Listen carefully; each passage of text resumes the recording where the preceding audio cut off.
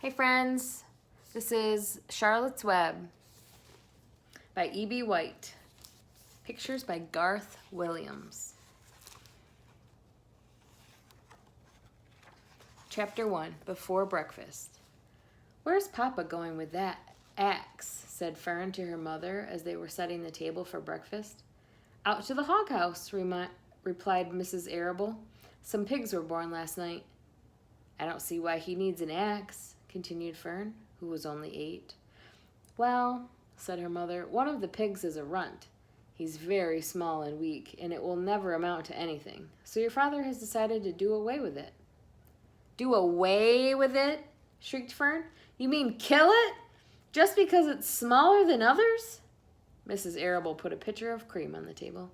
"Don't yell, Fern," she said. "Your father is right. The pig would probably die anyway."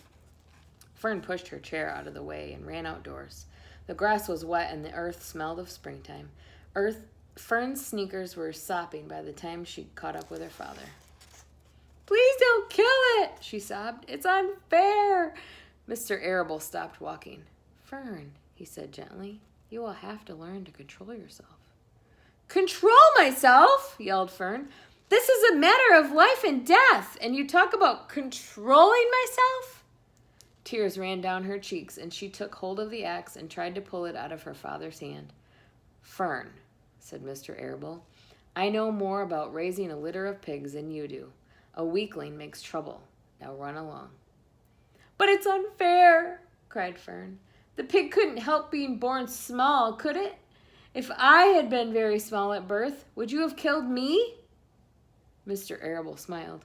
"Certainly not," he said, looking down at his daughter with love. "But this is different. A little girl is one thing. A little runty pig is another." "I see no difference," replied Fern, still hanging on to the axe. "This is the most terrible case of injustice I have ever heard of." A queer look came over John Arable's face. He seemed almost ready to cry himself. "All right," he said. "You go back to the house and I'll bring the runt when I come in. I'll let you start it on a bottle like a baby. Then you'll see what trouble a pig can be."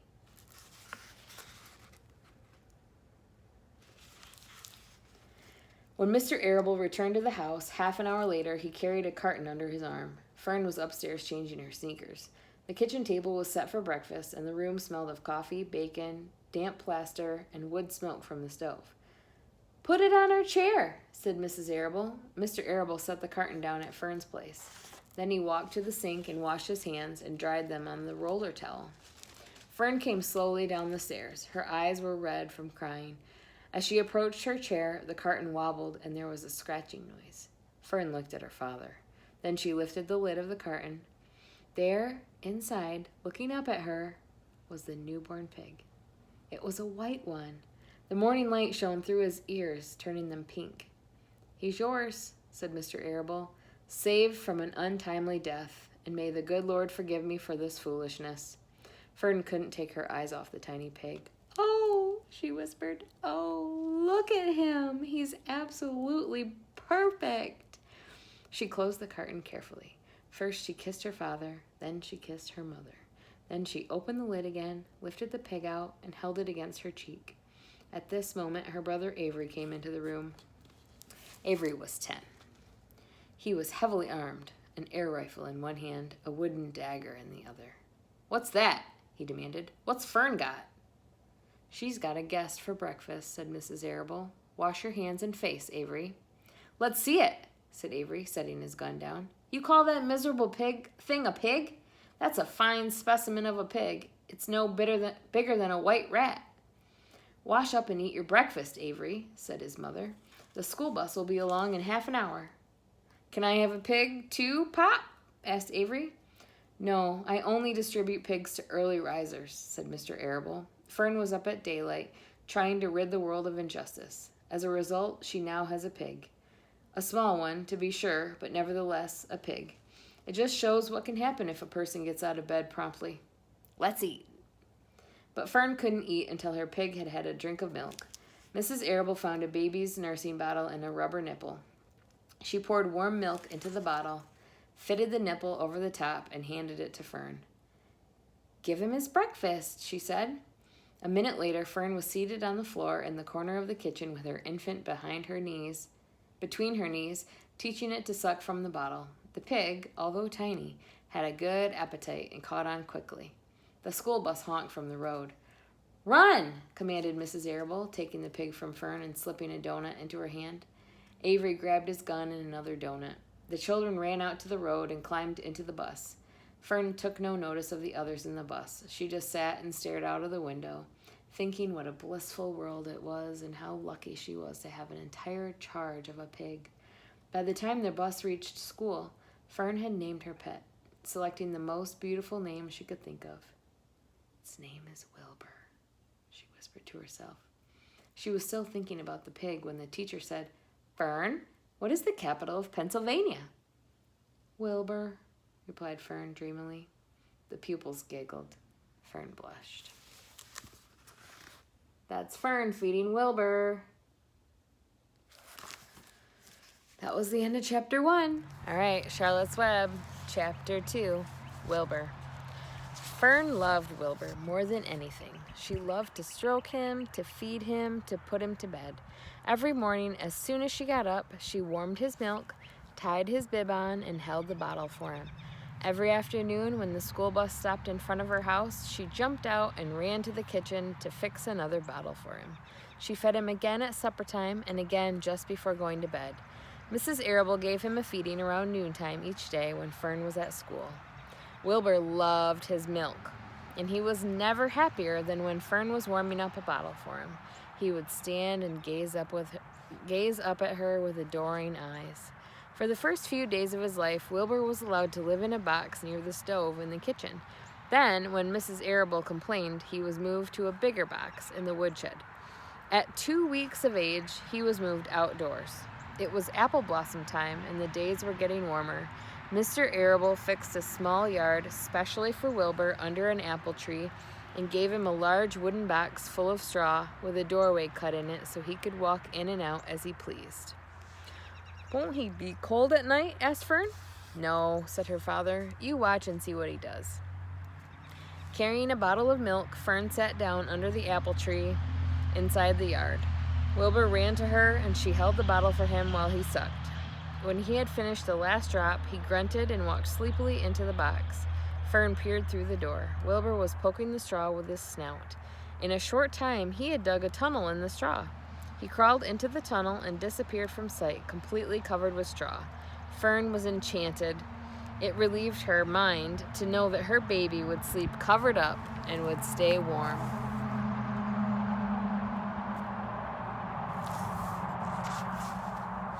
Every morning after breakfast, Wilbur walked out to the road with Fern and waited with her till the bus came.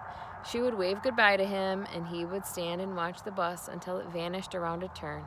While Fern was in school, Wilbur was shut up inside his yard, but as soon as she got home in the afternoon, she would take him out, and he would follow her around the place. If she went into the house, Wilbur went too. If she went upstairs, Wilbur would wait at the bottom step until she came down again. If she took her doll for a walk in the carriage, Wilbur followed along. Sometimes on these journeys, Wilbur would get tired, and Fern would pick him up and put him in the carriage alongside the doll. He liked this, and if he was very tired, he would close his eyes and go to sleep under the doll's blanket. He looked cute when his eyes were closed because his lashes were long. The doll would close her eyes too, and Fern would wheel the carriage very slowly and smoothly so as not to wake her infants. One warm afternoon, Fern and Avery put on bathing suits and went down to the brook for a swim. Wilbur tagged along at Fern's heels. When she waded into the brook, Wilbur waded in with her. He found the water quite cold, too cold for his liking. So while the children swam and played and splashed water at each other, Wilbur amused himself in the mud along the edge of the brook, where it was warm and moist and delightfully sticky and oozy. Every day was a happy day, and every night was peaceful. Wilbur was what farmers called a spring pig, which simply means that he was born in springtime. When he was 5 weeks old, Mr. Arable said he was now big enough to sell and would have to be sold. Fern broke down and wept, but her father was firm about it. Wilbur's appetite had increased. He was beginning to eat scraps of food in addition to milk. Mr. Arable was not willing to provide for him any longer. He had already sold Wilbur's 10 brothers and sisters. "He's got to go, Fern," he said. "You have had your fun raising a baby pig, but Wilbur is not a baby any longer, and he has got to be sold." "Call up the Zuckermans," suggested Mrs. Arable to Fern. "Your Uncle Homer sometimes raises a pig, and if Wilbur goes there to live, you can walk down the road and visit him as often as you like." "How much money should I ask for him?" Fern wanted to know. "Well," said her father, "he's a runt. Tell your Uncle Homer you've got a pig you'll sell for $6 and see what he says." It was soon arranged. Fern phoned and got her Fern phoned and got her Aunt Edith, and her Aunt Edith hollered for Uncle Homer, and Uncle Homer came in from the barn and talked to Fern. When he heard that the price was only $6, he said he would buy the pig. Next day, Wilbur was taken from his home under the apple tree and went to live in a manure pile in the cellar of Zuckerman's barn. Chapter 3. Escape. The barn was very large. It was very old. It smelled of hay, and it smelled of manure. It smelled of the perspiration of tired horses and the wonderful sweet breath of patient cows. It often had a sort of peaceful smell, as though nothing bad could happen ever again in the world. It smelled of grain and of harness dressing and of axle grease and of rubber boots and of new rope. And whenever the cat was given a fish head to eat, the barn would smell of fish. But mostly it smelled of hay, for there was always hay in the great loft up overhead, and there was always hay being pitched down to the cows and the horses and the sheep.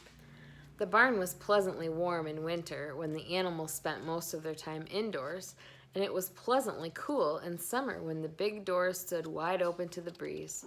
The barn had stalls on the main floor for the work horses, tie-ups on the main floor for the cows, a sheepfold down below for the sheep, a pig pen down below for Wilbur, and it was full of all sorts of things that you find in barns: ladders, grindstones, pitchforks, monkey wrenches, scythes, lawnmowers, snow shovels, axe handles, milk pails, water buckets, empty grain sacks, and rusty rat traps. It was the kind of barn that swallows like to build their nests in. It was the kind of barn that children like to play in. And the whole thing was owned by Fern's uncle, Mr. Homer L. Zuckerman. Wilbur's new home was in the lower part of the barn, directly underneath the cows. Mr. Zuckerman knew that a manure pile is a good place to keep a young pig. Pigs need warmth, and it was warm and comfortable down there in the barn cellar on the south side. Fern came almost every day to visit him. She found an old milking stool that had been discarded, and she placed the stool in the sheepfold next to Wilbur's pen. Here she sat quietly during the long afternoons, thinking and listening and watching Wilbur. There's Wilbur having a snack. There's Fern. The sheep soon got to know her and trust her. So did the geese, who lived with the sheep. All the animals trusted her. She was so quiet and friendly. Mr. Zuckerman did not allow her to take Wilbur out, and he did not allow her to get into the pig pen. But he told Fern that she could sit on the stool and watch Wilbur as long as she wanted to. It made her happy just to be near the pig, and it made Wilbur happy to know that she was sitting there right outside his pen. But he never had any fun. No walks, no rides, no swims. One afternoon in June, when Wilbur was almost 2 months old, he wandered out of his small yard outside the barn. Fern had not arrived for her usual visit. Wilbur stood in the sun, feeling lonely and bored. "There's never anything to do around here," he thought. He walked slowly to his food trough and sniffed to see if anything had been overlooked at lunch. He found a small strip of potato skin and ate it. His back itched, so he leaned against the fence and rubbed against the boards. When he tired of this, he walked indoors, climbed to the top of the manure pile, and sat down. He didn't feel like going to sleep. He didn't feel like digging. He was tired of standing still, tired of lying down. "I'm less than 2 months old, and I'm tired of living," he said. He walked out to the yard again. "When I'm out here," he said, "there's no place to go but in. When I'm indoors, there's no place to go but out in the yard." "That's where you're wrong, my friend," said a voice. Wilbur looked through the fence and saw the goose standing there. "You don't have to stay in that dirty little yard." said the goose, who talked rather fast. "One of the boards is loose. Push on it. Push, push, push on it, and come on out." "What?" said Wilbur. "Say it slower." At the risk of repeating myself," said the goose, "I suggest that you come on out. It's wonderful out here." "Did you say a board was loose?" That I did," said the goose. Wilbur walked up to the fence and saw that the goose was right. One board was loose. He put his head down, shut his eyes, and pushed. The board gave way. In a minute, he had squeezed through the fence and was standing in the long grass outside his yard. The goose chuckled. "How does it feel to be free?" she asked. "I like it," said Wilbur. "That is, I guess I like it." Actually, Wilbur felt queer to be outside his fence with nothing between him and the big world. "Where do you think I'd better go?" Anywhere you like," said the goose. "Go down through the orchard, root up the sod. Go down through the garden, dig up the radishes, root up everything. Eat grass, look for corn, look for oats, run all over, skip and dance, jump and prance. Go down through the orchard and stroll in the woods. The world is a wonderful place when you're young." "I can see that," said Wilbur. He gave a jump in the air, twirled, ran a few steps, stopped, looked all around, sniffed the smells of afternoon, and then set off walking down through the orchard. Pausing in the shade of an apple tree, he put his strong snout into the ground and began pushing, digging, and rooting. He felt very happy. He had plowed up quite a piece of ground before anyone noticed him. Mrs. Zuckerman was the first to see him. She saw him from the kitchen window, and she immediately shouted for the men. "Homer!" she cried. "Pigs out! Lurvy! Pigs out! Homer! Lurvy! Pigs out! He's down there under that apple tree." "Now the trouble starts," thought Wilbur. "Now I'll catch it."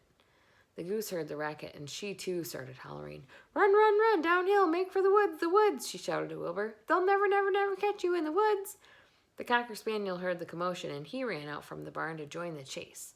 Mr. Zuckerman heard, and he came out of the machine shed where he was mending a tool. Lurvy, the hired man, heard the noise and came up from the asparagus patch where he was pulling weeds. Everybody walked toward Wilbur, and Wilbur didn't know what to do. The wood seemed a long way off, and anyway, he had never been down there in the woods and wasn't sure he would like it. "Get around behind him, Lurvy," said Mr. Zuckerman, "and drive him toward the barn. And take it easy, don't rush him. I'll go and get a bucket of slops." The news of Wilbur's escape spread rapidly among the animals on the place. Whenever any creature broke loose on Zuckerman's farm, the event was of great interest to the others. The goose shouted to the nearest cow that Wilbur was free, and soon all the cows knew. Then one of the cows told one of the sheep, and soon all the sheep knew. The lambs learned about it from their mothers. The horses in their stalls in the barn pricked up their ears when they heard the goose hollering, and soon the horses had caught on to what was happening. "Wilbur's out," they said. Every animal stirred and lifted its head and became excited to know that one of his friends had got free and was no longer penned up or tied fast. Wilbur didn't know what to do or which way to run. It seemed as though everybody was after him. "If this is what it's like to be free," he thought, "I believe I'd rather be penned up in my own yard." The cocker spaniel was sneaking up on him from one side. Lurvy, the hired man, was sneaking up on him from the other side. Mrs. Zuckerman stood ready to hit him off if he started for the garden, and now Mr. Zuckerman was coming down toward him carrying a pail. "This is really awful," thought Wilbur. "Why doesn't Fern come?" He began to cry. The goose took command and began to give orders. "Don't just stand there, Wilbur. Dodge about, cried the goose. "Skip around, run toward me, slip in and out, in and out, in and out. Make for the woods, twist and turn." The cocker spaniel sprang for Wilbur's hind leg. Wilbur jumped and ran. Lurvy reached out and grabbed. Mrs. Zuckerman screamed at Lurvy. The goose cheered for Wilbur. Wilbur dodged between Lurvy's legs. Lurvy missed Wilbur and grabbed the spaniel instead. Nicely done, cried the goose. Try it again. "Run downhill," suggested the cows. "Run toward me," yelled the gander. "Run uphill," cried the sheep. "Turn and twist," honked the goose. "Jump and dance," said the rooster.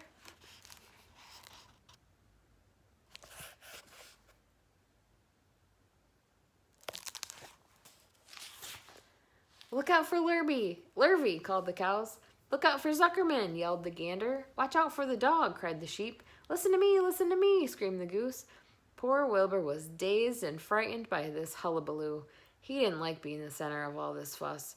He tried to follow the instructions his friends were giving him, but he couldn't run downhill and uphill at the same time. He couldn't turn and twist when he was jumping and dancing, and he was crying so hard he could barely see anything that was happening. After all, Wilbur was a very young pig, not much more than a baby, really. He wished Fern were there to take him in her arms and comfort him. When he looked up and saw Mr. Zuckerman standing quite close to him, holding a pail of warm slobs, he felt relieved. He lifted his nose and sniffed. The smell was delicious. Warm milk, potato skins, wheat middlings, Kellogg's cornflakes, and a popover left from the Zuckerman's breakfast. "Come, pig," said the Zuckerman, Mr. Zuckerman, tapping the pail. "Come, pig." Wilbur took a step toward the pail. "No, no, no," said the goose. "It's the old pail trick. Wilbur, don't fall for it, don't fall for it. He's trying to lure you back into captivity. He's appealing to your stomach." Wilbur didn't care. The food smelled appetizing. He took another step toward the pail. "Pig, pig," said Mr. Zuckerman in a kind voice, and began walking slowly toward the barnyard, looking all about him innocently, as if he didn't know that a little white pig was following along behind him. "You'll be sorry, sorry, sorry," called the goose. Wilbur didn't care. He kept walking toward the pail of slops. "You'll miss your freedom," honked the goose. "An hour of freedom is worth a barrel of slops." Wilbur didn't care. When Mr. Zuckerman reached the pig pen, he climbed over the fence and poured the slops into the trough. Then he pulled the loose board away from the fence so that there was a wide hole for Wilbur to walk through. "Reconsider, reconsider," cried the goose. Wilbur paid no attention. He stepped through the fence into his yard. He walked to the trough and took a long drink of slops, sucking in the milk hungrily and chewing the popover. It was good to be home again. While Wilbur ate, Lurvy fetched a hammer and some 8-penny nails and nailed the board in place. Then he and Mr. Zuckerman leaned lazily on the fence, and Mr. Zuckerman scratched Wilbur's back with a stick. "He's quite a pig," said Lurvy. "Yes, he'll make a good pig," said Mr. Zuckerman. Wilbur heard the words of praise. He felt the warm milk inside his stomach. He felt the pleasant rubbing of the stick along his itchy back. He felt peaceful and happy and sleepy. This had been a tiring afternoon. It was still only about 4 o'clock, but Wilbur was ready for bed. "I'm really too young to go out into the world alone," he thought as he lay down.